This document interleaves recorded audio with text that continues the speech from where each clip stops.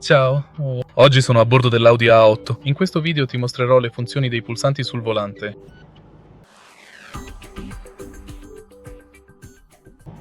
All'inizio diamo un'occhiata al volante.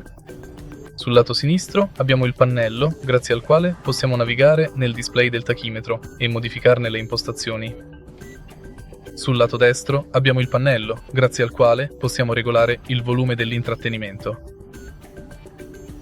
Possiamo disattivare o attivare l'assistente vocale in qualsiasi momento. Gestire la modalità dell'auto e gestire la navigazione.